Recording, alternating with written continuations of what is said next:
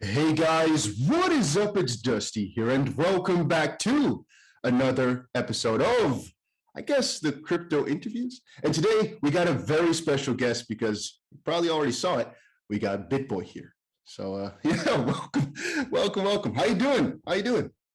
Yeah, doing good. The market, at least when we're recording this, not doing so great. Definitely isn't a great feel in crypto right now. But we're all here for the long term, and nobody's leaving. But there probably will be some people that leave crypto, but they will all be poor people in the future. All the people that make money, they stay and they listen and they make decisions based on the long term, and that's what we encourage people to do. I get that for sure. Whenever I check the comment section, man, there's so many people who are scared of this, who are panicking all the way. When I check you guys out, you're also saying it's a long-term game, and I guess the majority of us are on the same type of line. But let's quickly ask, what do you think for the short term, basically, for crypto? What is your thoughts? Well, we're definitely bearish right now. I don't think there's any question about it. Now that could change. Maybe we're at the end of a bearish period, but my general feeling is right now we're not quite to the end of it. We may get some sideways action at best. At worst, depending on your perspective. I mean, some people sit around waiting. We have money on the sidelines waiting if we get a major dip, but generally in crypto, people like when the prices go up. So if it goes sideways for a month or two, it'll be boring. People will leave, views will go down. People will not be as interested in crypto. But I think that's what we're probably going to see. I mean, this is going to be a trial by fire here for people that came in during 2021, which the numbers say is 70% of all people in crypto right now came in the last year. So because of that, this is the trial by fire time. When things are not good, when they're not interesting, when we don't have anything to point to and say, oh, look, by the end of the year, it's definitely going up like we thought last year. And, over the summer, that did turn out to be correct. We did set a new all-time high in November. And a lot of people weren't expecting the dramatic drop that we've gotten since then, but yet here we are. So this is the time where, your people that make it in crypto, your people that get life-changing money. I've always said, like, the people that come in during the bull run times, even if they make a lot of money, they'll usually lose it all because they tend to make short-term decisions based on what they've experienced in crypto. So they've experienced nothing but going up. So they just keep expecting it to go back up, and it doesn't always work out that way. And those people that come in and get rich quick, generally they'll lose their money. It's the people that stay in crypto for multiple cycles are the ones that get the true generational wealth. And so for the people that are getting bored during this time or upset about their losses, like, this is really the time that matters more than the other times. I have something to actually say about that, and hear me out when I say it. So I honestly think it's best when you're starting to get into crypto to actually lose money. But I also have a theory, and I ask this to anybody that I talk with, and that is, I think the easiest way to actually become a crypto longer term person is to actually get gifted some crypto. Because I believe if you get it gifted, you don't have this emotional bond to it where you feel sad when you lose it. But it's something that I've been thinking about. I want to know what you think about that. It's just a little fun thought experiment. Yeah, sure. I'll drop a Bitcoin address in the comments. You guys can just send me all your crypto, and then I can live free and clear on it. No, man, that's how I've gotten everybody in my family in crypto. Everybody in my family who, was not already in crypto last Christmas, like 2 Christmases ago. Yeah. I gave one ETH to each of them. Wow. Like about 10 different people, and they're all in crypto now. Because it's that same thing you talk about. I think it's very powerful for people to watch the price when they actually are, when they've got skin in the game. And so that gets people interested, especially, when ETH was going up, which it was when I gifted it. So, it got people in, but unfortunately for everybody, that's not the option to just, have somebody give them a gift of crypto. But I do think, look, here is the truth. Getting wrecked is a part of crypto. Losing money, whether it be through prices going down or losing a private key or getting phished or getting hacked, like, these are things in crypto that have happened to most of us at some point. The difference is that some of us learn from those mistakes and move forward, and others, when it comes to fight or flight, they leave. They say, oh, I lost my money, must be a scam, or, oh, prices went down, I knew this wouldn't work out for me, and they leave. I bought Bitcoin in 2012 and I sold it all in 2013. And I lost so much money because of it. Like, the amount of millions of dollars that I lost because I sold all my Bitcoin early on is what drove me in 2017 to get back in and go in full force. I could have cried about that. I could have said, oh, I missed it. I had that opportunity. I missed it, but I didn't, because crypto still has the opportunity to make millionaires everywhere. This is the largest, transfer of wealth we're going to see in the history of mankind. Yeah. You're seeing it now. You saw plenty of millionaires made in 2021. So several of those will lose, go back under $1 million. And some people will be smart. And even if they do go under, we'll hold and be there again. Mm-hmm. But this is not the last opportunity in crypto. When you look at something like XRP at the current price it's at, or Cardano, the current price it's at, the potential for these and the ceiling for these is much, much, much higher. So I think ultimately it gets right back to what we were talking about earlier. It's long-term versus short-term mindset, and getting wrecked, unfortunately, is part of the, that's part of why we have our channel. We have our channel to, be a constant voice of support and encouragement for people in crypto, regardless of whether the price is going up or down. And, we don't want people who lose money or have gotten hacked to feel stupid. I did it. I got hacked at one. I got phished. I handed my private key over to somebody without knowing it many, many years ago. You'll learn from these mistakes. These are expensive lessons that will keep you grounded in the future. Wow. You actually got phished before? Really? Yeah. Back in early 2018, I got phished. Basically, somebody, there was a free airdrop. Airdrops were going crazy, kind of like they are now. And there was a big airdrop that's supposed to be worth $500. And they sent me an email, and it was early in the morning, and I hadn't had my coffee yet. And I was like, my brain wasn't really working. And, they sent me an email, and I clicked the link, and they wanted you to do KYC for the airdrop, which at the time made sense to me. I didn't think like, oh, airdrops, you just do a snapshot and send it. I didn't know as much back then about airdrops as I do now. And so I filled out the little form, and then it had a button where you pressed, and it said, sign this document. So you click sign, and it takes you to my Ether wallet. Yeah. And it says, just give you, it says, click this to give a signature. Well, I didn't realize what a signature was. Like, if it would have said, hey, put your private key in, I would have been like, oh, this is not good. But they're sneakier than that. They didn't say that. It said, click this for a signature. I was like, okay, well, I guess I have to sign to receive this. But what a signature does, it actually gives someone access to your wallet. And so, later that day, everything I had was drained.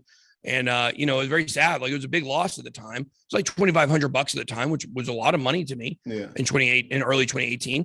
And, it sucked, but I learned that lesson. And guess what? It's never happened again to me. And so now when I've got wallets that have considerably more money, they're more protected because I know how to be safe and use security.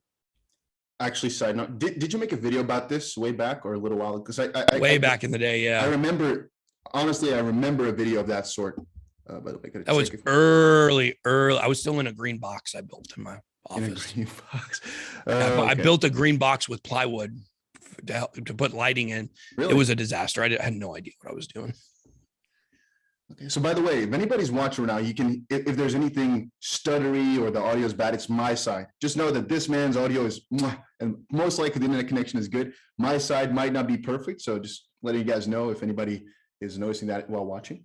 Another question I had just now, you were actually fun that I watched that video though, right? I remember that. That is pretty interesting. It's one of my favorite videos I ever made. Oh, funny. I've actually watched you. I'm not going to say I've watched you consistently, but I remember I've only watched, I think, pre-2018, let's say March or so. I've watched a couple of videos throughout, and I noticed the editing changed drastically, the thumbnails, everything. I think you were also standing in front with like a sort of green screen background, and then things used to move behind there, if I remember.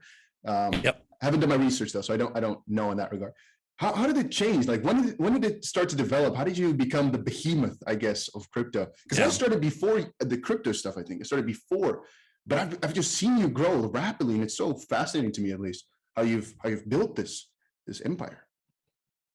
So. Yeah, well, we outworked everybody in the bear market. That's what it boiled down to. Is we're the hardest working channel in crypto, and still, even to this day, we still work harder than everybody else. We put out more videos. We put more into our videos. And, I now have, I think last count, 55 employees. Wow. So it's not just me here. We've got a big studio. We're moving into a brand new 40,000 square foot studio here soon. But what changes? I got tired of losing. I got tired of sucking. I got tired of people not taking me seriously. And so I dedicated every waking moment of my life to making this channel and to making it the best that it can be. And something happened along the way, which was in the midst of that, actually learned how to do YouTube better. I learned how to make videos better. I learned how to edit better. I learned how to put better research and read scripts and, put more into my videos than ever before, and not just take it, not take things serious. And I decided I was going to, I wanted to become the biggest channel. It is what I want to do.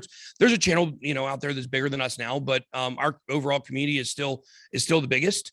And, that may not always be the case, but it's a testament to the hard work that we put in on this channel. It was not by accident. It wasn't like just overnight, all of a sudden everybody started watching my channel. Nobody watched my channel for years and years. Nobody watched. I still have videos from December of 2019 that have less than 500 views on them. That's after years of sitting there with people going through my old videos and looking.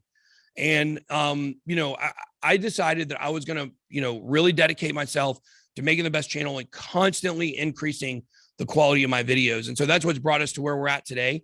We're the most highly produced channel here on YouTube, and we're still improving. There is never a moment of laziness or we made it or resting on our laurels. We're constantly having meetings about how to improve, how to get better, how to offer more value. How can we, be there for our audience when they're not feeling great about crypto? Like, how can we do everything we can do to ensure that the people that watch our channel have the best opportunity to succeed? And that's what we're really passionate about. We're not, the numbers are one thing, but when I go to meetups and people come up to me and talk about, whether they have made $10,000 or $50,000 or millions of dollars. I had a guy that showed me a $7 million portfolio. He said he had $10,000 when he started watching my channel. Wow. Like, those are the wins right there.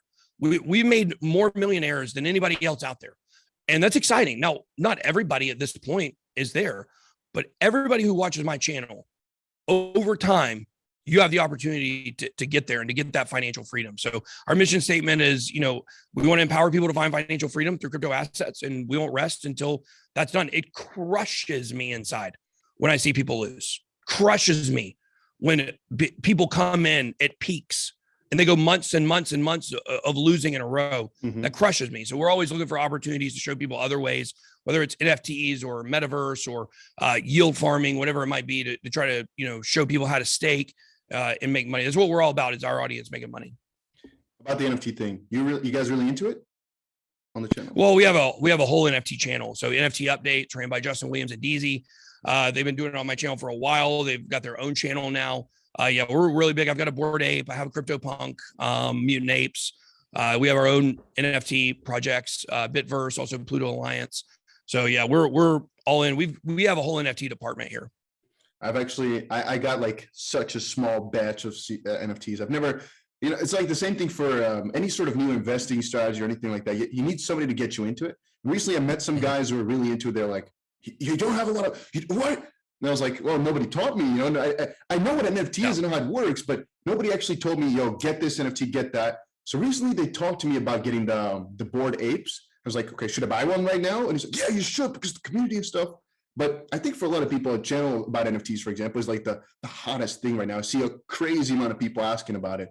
But like you yourself, for example, do you think NFTs are, as far as I know, right? It's like the majority of them are, you get into it right now because it's a hype and you can sell it maybe once and then there's like no activity anymore. That's what I kind of think, even though I should maybe know better as a crypto guy. But what do you think about that? Are like the majority of these also bad, or is there like a good thing in the majority of them, if you get my drift? It's just like investing in crypto, right? In crypto, you try to pick the winners, and they're not all going to be winners. You go look at the top 100 coins from January 2018, and it is dramatically different than the top 100 coins today.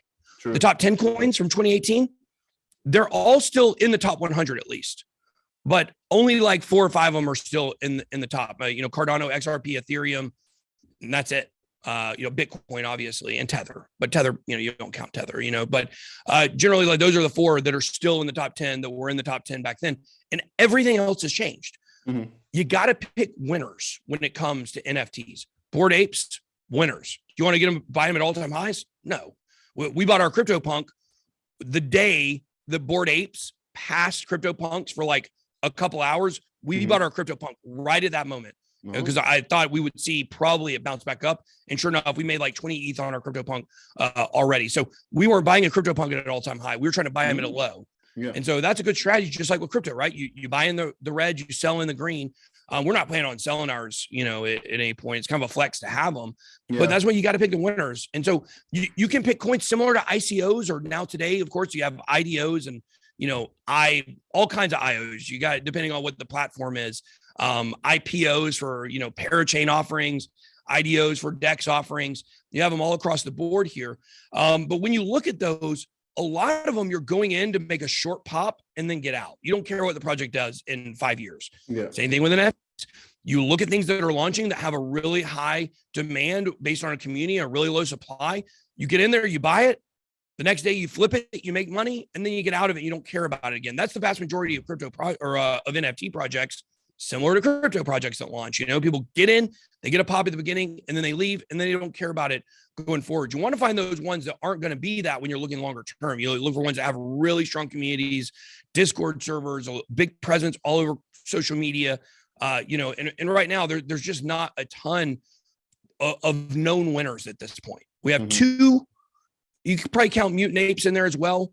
But basically, other than Bored Ape Yacht Club and CryptoPunks, like, we don't know what the winners are going to be yet. And that's where your speculation comes in handy. All right. So that's about the NFT thing. Then I think the most interesting part specifically for the people on my channel, we got to talk a little bit about XRP, man. XRP. So straight off the bat here, what are your thoughts about the Ripple? No, let's actually start with, how did you get into XRP again? Because I haven't seen it for a long time on your channel before, and then all of a sudden you start talking about it again. How did that happen? Yeah. So kind of what happened is, I was definitely an XRP naysayer. And look, especially if you go back to, 2018, 2019, like, the XRP community was pretty delusional about the different stuff they said was going to happen in the short term. And I remember talking with a guy in December of 2019. It was December of 2019. And I think XRP was, I can't remember where it was, like maybe 30 cents, something like that. And he said, it's going to $10 by the end of the month. I was like, what do you mean? Like, we were in a bear market, like, it wasn't, but that was just the kind of hopium that the XRP community had. And there was a lot of problems with the centralization, a lot of problems with Brad Garlinghouse admitting that they were selling off their token to basically stay profitable as a company when people in the bear market were getting crushed with it. There were a lot of things I didn't like about it at the time. At the end of 2019, it was 20 cents. 2019. There you go. Yeah. Okay. Yeah. He told me it was going to be $10 by the end of the month, with nothing coming, just that was the sentiment of the XRP community at the time, like, just a little delusional. But it turns out that a lot of the things that they were talking about, are coming in the pipeline. They're just further out than I think that a lot of them thought. And they were always looking for kind of, almost like Alex Jones, like trying to look for anything they can find to piece together to make a great XRP conspiracy. But we don't need conspiracy anymore with XRP. We see what they're doing. We know what the number one complaint was, which was, hey, the banks don't have to own the XRP token to use the software. Well, that's changing. That's actually not going to be true in the future. And that was one of the big holes in the whole Ripple system. And so they fixed it with, RippleNet and ODL and everything like that. Also, where was the decentralization? Where were the links to DeFi? Well, now we have the Flare network, which, isn't necessarily associated with Ripple specifically, but it's, with the chain. And so it's, what's that? I think I'm not 100% sure on the Flare part, but I think they're funded by Ripple. I think so. There's some crossover. There's certainly some crossover, but it's not, technically owned specifically by Ripple. But anyway, the point is that a lot of the complaints that people had about XRP back in the day, they've came full circle, and they've actually fixed a lot of that stuff to where now people look very naive and ignorant when they're giving the same talking points from 2 or 3 years ago. The fact is, Ripple has changed a lot, their whole game plan. And not only that, look, this SEC case has done so much to unite crypto behind XRP, right? There were so many people that hated Ripple, but they're not as loud anymore. And the reason for that is because we all took a step back and we said, oh yeah, we're not each other's enemies. Bitcoin is not the enemy of XRP. Ethereum is not the enemy of Polkadot. What did we all set out to do here in the beginning, right? We all set out for decentralization, to do things faster, to, be able to live in a world different than the world where we've currently been living in. And then you've got the SEC, which wants to keep people locked into the same world. They don't want people to make money in crypto. The SEC does not want people to make money in crypto. They hate it. No, absolutely not. No. Because they work hand in hand with the banks. Look, there's a lot of evidence to point to the fact that pretty much the CBOE and the CME, they own the SEC. It is the dirtiest, most corrupt organization in the United States, save for maybe the NSA. So these are our enemies. The regulators. Yeah, I know they're looking at you through the camera right now. Yeah. The regulators, the people that want to stop this new wave of technology that can decentralize things and give people generational wealth, like they want to stop that. That is what they want to do. And so we've all been able to unite kind of against the SEC and stand with Ripple. And when you see all the arguments the SEC is making, it's so archaic, the things that they're talking about. And it really is. First, it just took that kind of thought, which was, wait, the government is our enemy here. It's not each other, which kind of sparked interest. And like, okay, let me see what these arguments are being made against Ripple. And I looked at all the arguments and I realized there's no way that Ripple is losing this case. And you see the action that they were putting into place around the world, creating this new infrastructure with RippleNet and ODL. You start seeing all the waves that they were making in spite of the lawsuit. Mm-hmm. And it just leads you to believe that, number one, the settlement is coming, and hopefully coming soon. Number two, it's going to be incredible for the crypto market in general. Yeah. It's going to make everything go up when this case is done. Because this is going to be huge when if XRP is not considered a token sale, what is? I mean, basically they checked off a lot of the boxes in the beginning. If they can't get Ripple to be guilty of an illegal token sale, it's going to be few and far between the crypto projects that are going to have to worry about this in the future. And I think that's going to be absolutely huge. And then number three, you just see that everything is pointing to a world where banks are ran through Ripple. And it's going to happen. It's so obvious when you look around at all the big partnerships that they're making and all the inroads they're making in the APAC region, in the Middle East. And watch for the Middle East with Ripple. It's going to be absolutely huge. See what they're doing in South America. See what they're doing in Africa. Eventually, it's going to be moving over to Europe and moving over to the United States when this lawsuit is clear. And, they're just going to end up winning in the end. I think it's very obvious at this point. No one is touching them in remittance payments. And we know what a big need this is. So, from all of those different standpoints, it really, brought me around to where I'm all in on XRP. I think it is the best investment that you can make right now. Not financial advice, of course. What do you mean all in XRP? What's that? You just said, I'm all in XRP. What do you mean with that? Well, I just mean like we have a large investment in it. I mean, I'm all in on the price going up. I'm not all in on one anything because of course, we're quite diversified, but we have over 1 million XRP. Yeah, we've got over 1 million XRP. We recently added to our XRP holdings, a couple months ago and got it up over 1 million. It's in our, top 5 holdings. And, of course, the other ones, things we got at incredible price points. I wish I could have got more XRP at those lower price points, but it's pretty much, and you can't say guaranteed because nothing is guaranteed, but it's pretty much guaranteed to move when this lawsuit is over. So if the lawsuit were over and it didn't move and it was still stagnant, then, you couldn't make those same statements. But as long as this is pushing the price down artificially, when that is relieved, we are going to see the price go up. And, long term is going to continue going up. I mean, the inroads they're making is not by accident. So about that, when do you think it's going to be over? Your thoughts? September, right? Not what I said. Did I ever say a year? I don't. September of this year. September of this year. No. Look, here's the fact. I still think it was supposed to be over in September last year. You look at what happened with Jed McHale holding off. He stopped selling between September and December. Think about that. He's never stopped selling before. January, he started selling again. I think there was some dramatic shift. I can't tell you what it is. I don't know, but I think there was some dramatic shift in the overall crypto market when it came to this lawsuit. We're seeing a lot of strange things right now.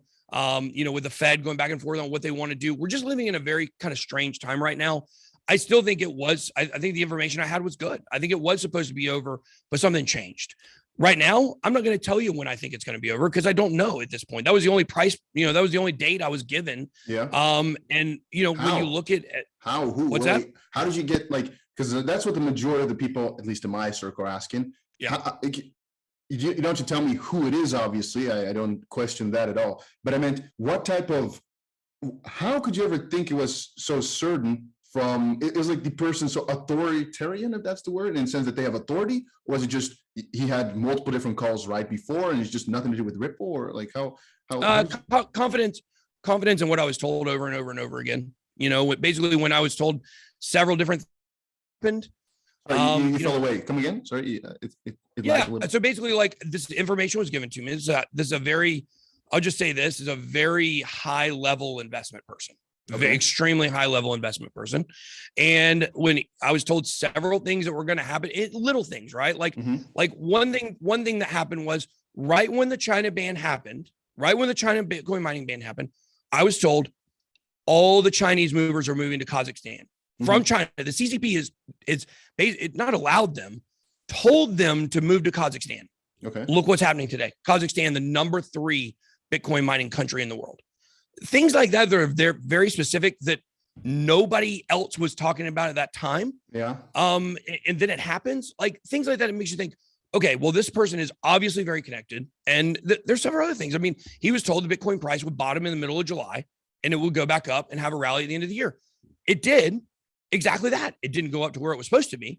So I had a lot of confidence. And there's other things I can't even really, go into. Some other stuff that I've been sent, some documents, some stuff other people haven't even seen, that this person definitely has good information. Now, obviously it wasn't perfect because it didn't happen, but that is where the information came from. A very, very high level investment person. I still talk to this person I wanted to ask you. a good bit. Yeah, still, but I haven't had any new information on XRP in quite a while here. So I don't know what that means. I think things are still being worked on. Look, we all believe a settlement is coming. Yes. We don't know when. I was hoping, Guy Garlinghouse said maybe in January. Then, because of the pandemic. I haven't seen that though. I checked around and I asked at least I saw Leonidas, a very big Twitter community, XP community guy, talk about it. I haven't seen him say January before, but he did. It was in I think a CoinDesk article. Okay, so okay. I don't know about that then, because I've been checking those interviews just back and back and back, and all I'm seeing is saying that they're hoping for beginning 2022. I've seen that a couple of times, but yeah, I guess it could just be I haven't found it yet, because I've been thinking about that for a long while, where you guys found that, but maybe I should just check back into your videos to also find more, because I couldn't find. Yeah, I don't know what I don't know what day it was that he said it. I wish I remember, but we covered it. We showed the quote on the channel and showed that he did say that he hoped that it would be over in January. So because of that, I mean, even if January, or I guess you could say early 2022, whatever the case would be, I don't know if we're getting that now, because we had the date pushed back, the discovery date pushed back to the end of February. Yeah. And it just seems like a lot of stuff is just getting delayed. And so look, it's going to be over soon, relatively soon, whether it's now or whether it's the end of this year or whatever. I mean, in the long-term perspective of things, it's going to be over soon, and it's going to be a settlement, and it's going to be great for Ripple, and it's going to be great for crypto. So we got to sit around and wait for it. Then it is what it is. I still don't believe that Bitcoin has had a blow off top. Maybe it doesn't get there. We're definitely bearish right now. Yeah. But I still think there's a good chance, because we didn't get the euphoria of the top of the market. I agree that we do get another rally for Bitcoin this year or next year, or early next year, maybe. But I think probably this year. It may not happen. I don't have anything to say definitively that that's going to occur, but it seems to reason that it could potentially be the lawsuit that is, when this is over, this is the fuel for the fire to get everything heading back in the right direction. So I just feels like we're all waiting on this. All of crypto is waiting on this. Yeah. And, for several months there, the case pretty much went dark. We got no new information. We're finally starting to get a little bit of new information trickling out here or there. So we just got to continue to watch, but pretty much we all universally agree on the end result. We just don't know exactly when that's going to be.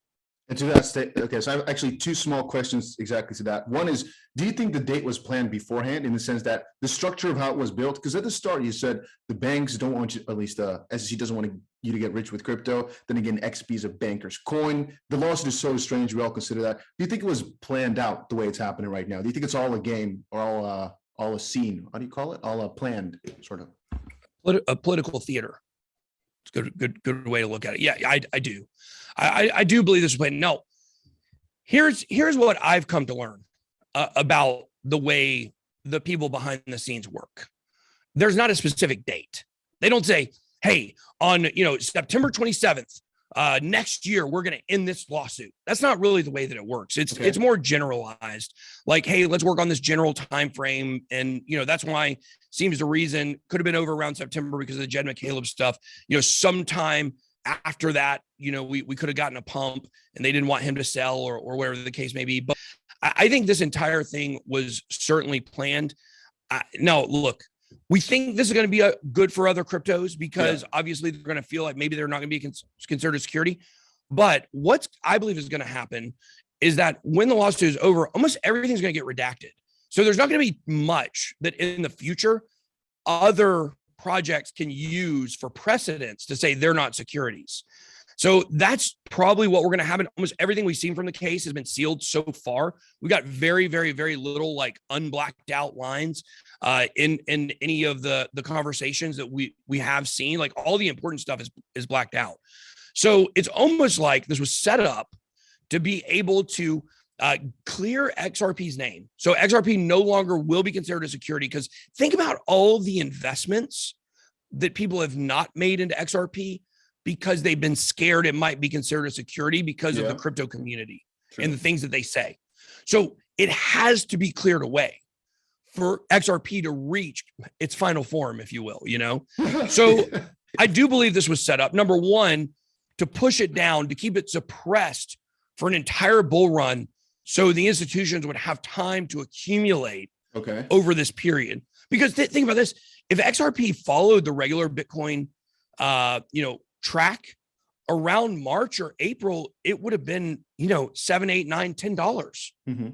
Could have accumulated then. And then we're setting new floors for where it could go down later on. So the timing was very specific. It was put out at the beginning of the parabolic movement when Bitcoin hit all-time highs. It was designed to accumulate, to push the price down, to suppress it for a year. And then I believe it was set so it would end so the price could pop and that crypto in general would pop.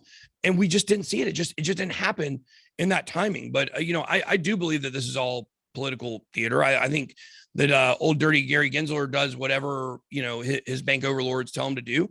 And there is obviously a lot of overlap between XRP and the banks. And so, there's a little bit of it that is, you're kind of working with the enemies, but we all know where this is going. And, people are investing. I'm all about people on my channel making money. Like that's what I'm about. And so even if there are some things about XRP and the way they work with banks or the way the Ripple works with banks that aren't ideal, that a lot of us, wouldn't say we were in favor of, like the fact is, we say on my channel, swim with the whales. So the whales are buying XRP and waiting for it to pop. What is your price prediction? $1 million. I understand. Look, I understand. I think that's all you had to say. Let's go. Just kidding.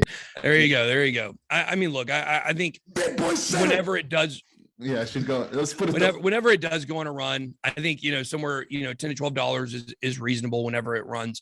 But if we are in the thick of a bear market and Bitcoin is going down and this news gives like a short-term pop, but the overall momentum of the market stays down, then it won't reach that. I mean, it'd be lucky to get to $5 in a world where crypto is going down. But I do believe $10 to $12 is certainly possible if the entire market is moving up, whenever or moves up from the momentum of this lawsuit being over. Very, very reasonable. I thought you were going to call out 589, but you didn't, unfortunately. I think people would be sad for that. Yeah. They all win the 589. That was a fun time, man, for crypto, the 589 stuff. There's so many fun stories of crypto that I guess you also witnessed, man. Because when did 2018, you were really getting into it, no? Yeah. 2017, 2018. Obviously, it was back in 2012. So I paid attention 2013, 2014, 2015, didn't really pay that much attention. 2016 started looking a little bit more at it. And then 2017, that's when I really kind of, threw my life at crypto. All right. I think my XP questions are answered. I get your opinion. I think we're more on the same line than I would have expected. because I thought you would have a way more radical, crazy opinion. To be honest with you, I thought midway I was gonna hear a "Oh, open up," but it wasn't that crazy at all. Actually, I'm actually pretty much surprised because I thought we'd have some issues about the inside or anything, but it sounds pretty logical, to be honest with you. If I had a person, yeah, I mean, if you read comments about me, you would think I was an insane person. But when you actually talk to me and listen to my channel, it's not that bad. Your words, not mine. Yeah, your words. No, but I mean, it sounds, if you have an insider that keeps giving you good information, you just, I guess, presume basically that the next one might be the big thing. It's not that strange to actually say that. And I guess I can already see the comments from some perspective, but I'm not gonna lie, I do understand, I guess, the decisions in that regard. So I don't hold you any grudge for that stuff. In terms of the rest of the lawsuit, yeah, you have a reasonable expectation as well. I don't think you have any questions, my friend. I think you're pretty clear on that. I think you're, yeah, well, it's a lot better than I expected. It was really nice to talk to you. And yeah, absolutely. Thank you for having me on. But guys, go check out they probably know who you are, but for trivial reasons, check out Bitboy's channel. I'll put a link down below. Biggest guy in the crypto space for sure, so probably has no effect. But thank you so much for stopping by, and yeah, thank you so much.